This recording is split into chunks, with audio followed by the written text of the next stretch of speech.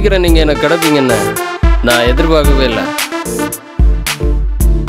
அன்னைக்கு பியூட்டி பார்லர்ல அப்படி பேசுனீங்க, நான் ஆடி போயிட்டேன். இன்னும் ஆடி போறதுக்கு நிறைய விஷயம் இருக்கு ரவி சார். புரியலையே. சரக்கு 2 ரவுண்ட் எக்ஸ்ட்ரா அடிங்க, ஆட்டம் தன்னால வரும்.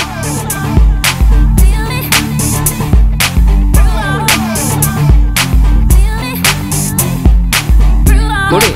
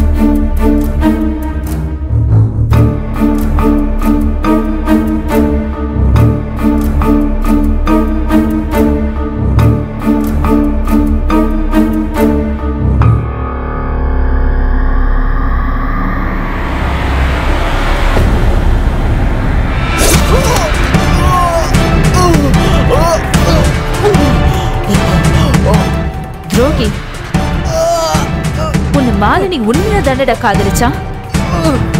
அவளை காதலிக்கிற மாதிரி நடிச்சு அவளை உனக்கு இரையாக்கிட்ட. பொம்பளைங்கள உனக்கு போக பொருள், சுகம் கொடுக்கிற பொம்மை. ஒருத்திய காதலிக்கிறது, அனுபவிக்கிறது, தூக்கி போட்டு போயிடுறது. நம்பி வந்தவளை ஏமாத்துறதுக்கு உங்களுக்கு எப்படிங்க மனசு வருது? நீங்க ஒரு தாயோட வயிற்று தானே ஜனிக்கிறீங்க. தாயோட மார்புல பால் குடிச்சுதானே வளர்றீங்க. எப்படி பொண்ணுங்கள இச்ச பொருளை மட்டும் உங்களால பார்க்க முடியுது? நீ எல்லாம் உயிரோட இருக்கிறத விட சாகுறது மேல்ரா.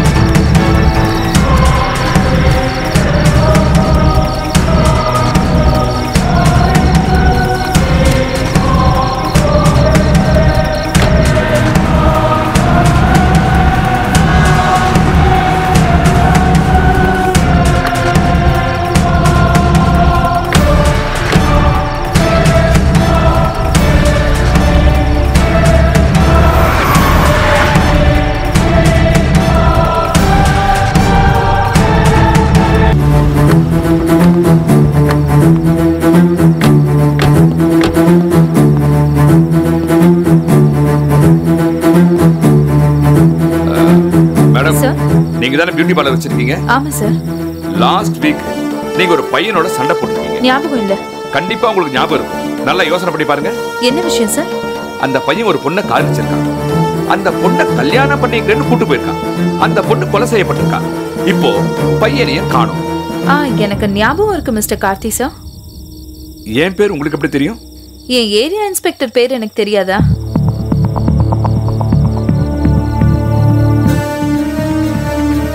அந்த பையனோட முகம் எனக்கு ஞாபகம் இல்ல சார். ஆனா அந்த பொண்ணோட முகம் எனக்கு ஞாபகம் இருக்கு.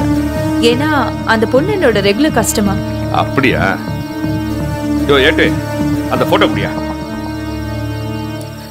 இத கொஞ்சம் பாருங்க.